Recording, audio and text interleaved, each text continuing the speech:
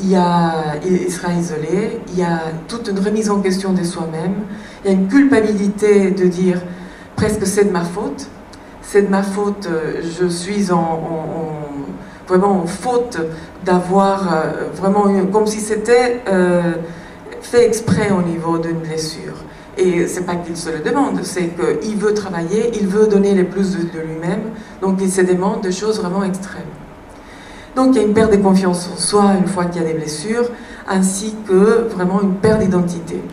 Pourquoi? Parce que la récompense pour un danseur, c'est développer son art. Il existe quand il danse.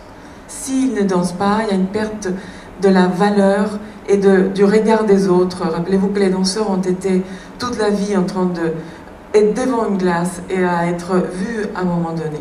Alors la perte d'un rôle important qu'on a attendu pendant des mois, c'est quand même vital et c'est très important, c'est toute sa carrière, étant donné aussi que ce sont des carrières courtes pour ce qu'on voit aujourd'hui. Donc il y a une exigence aussi qui est très importante dans cet équilibre qui est de violenter son corps en permanence. Il y a aussi, également les programmes de rééducation qui doivent être quand même pour un danseur, ainsi qui est très important de voir tous les spécialistes. On voit que les danseurs qui sont très exigeants envers eux-mêmes vont prendre plus de temps, le double de temps pour aller consulter un spécialiste, et la plupart vont essayer de faire face eux-mêmes. Ce qui est quand même moins bien, et ce qui quand même va produire quand même chronicité parfois des troubles.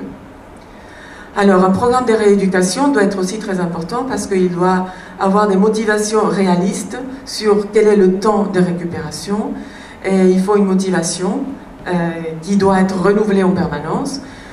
Quand un danseur est blessé, il va être isolé, il ne va pas participer à la vie, en l'occurrence de sa compagnie.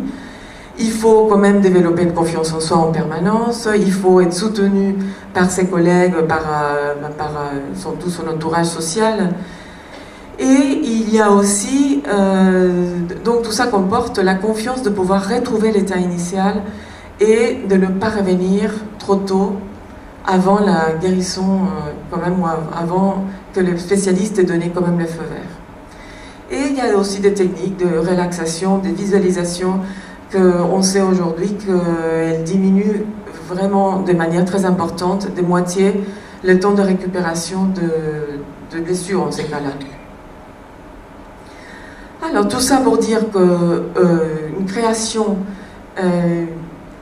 bien sûr que les danseurs sont confrontés à ces risques lorsqu'il y a une création et lorsqu'il faut se dépasser en permanence. Mais c'est ça la vie d'un danseur. Et un danseur, c'est quelqu'un qui est motivé, qui est uniquement bougé par la passion de son métier, avec aussi une capacité à se dépasser, aller toujours au-delà de ses limites, de façon très importante sur son corps. Et aussi, ce qui est très important, c'est qu'un danseur existe à travers la danse. Et son but, c'est justement de se dépasser et de prendre le risque quand il faut, et à tout moment. En conclusion, donc, toute création, bien évidemment, implique un facteur de risque, mais ce n'est pas pour ça qu'il ne faut pas le faire. Il faut justement être motivé en permanence, il faut aller au-delà, tout en prenant compte de nos limites. Et ces limites sont tant les douleurs que les signes très personnalisés de chacun d'entre nous, surtout au niveau des danseurs. Et bien sûr, donc il est faux de penser, comme avait mis Peter au début, que l'on doit forcément souffrir pour créer, comme on dit aux danseurs souvent, de no pain, no gain. Non, c'est possible aussi d'aller de l'avant et se dépasser et prendre tous les risques nécessaires. Merci.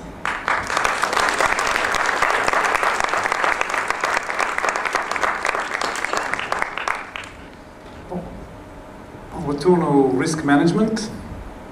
Je vais juste montrer une seconde quelques chiffres. Excusez-moi, juste pour donner une idée. Là, ça c'est la blessure pour moi depuis les derniers deux ans et demi. Et vous voyez la crête au milieu. Ici, c'est la dernière jeune chorégraphe. Sur le jeune chorégraphe. Et c'est pour ça que le directeur demandait, je pense, cette intervention. Cette période a commencé avec une grande blessure dans le ballet. Et c'était pas dans la répétition de création. C'était dans une audition avec l'autre chorégraphe invité.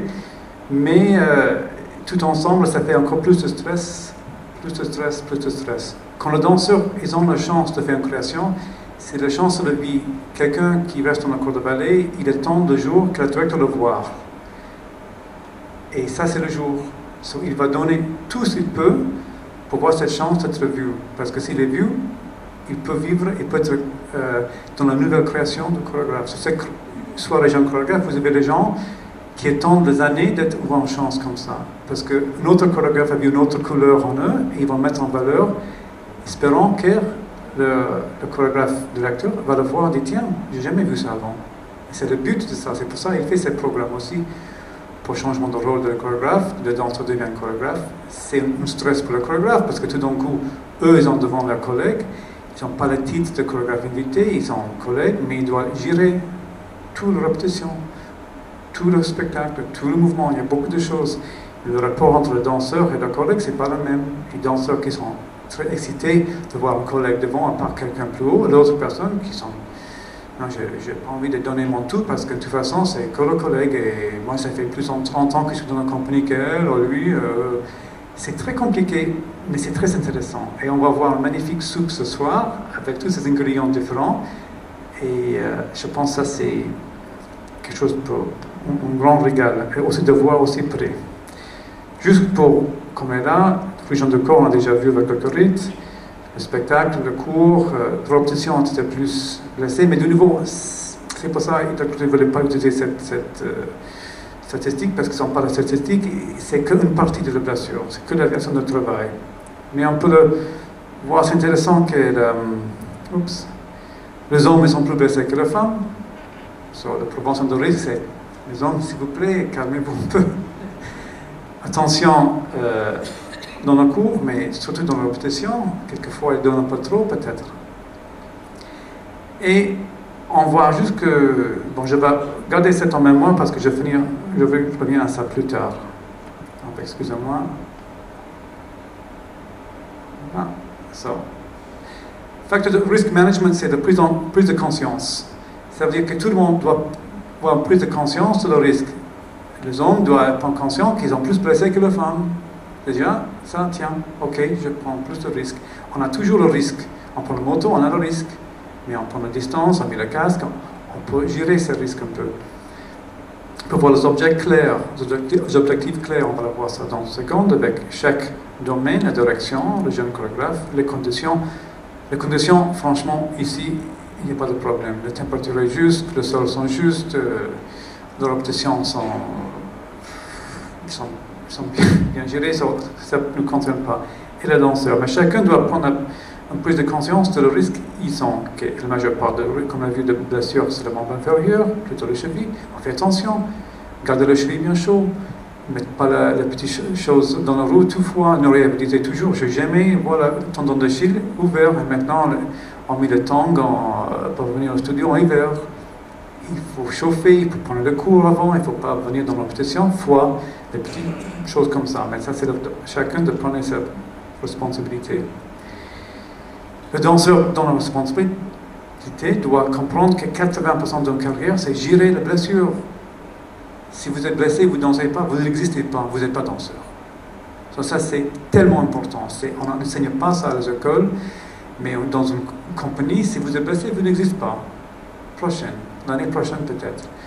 Gérer ça avant que ça arrive la prévention, c'est le clé. Et dans plusieurs compagnies, on va mettre ça en place, ça marche très bien.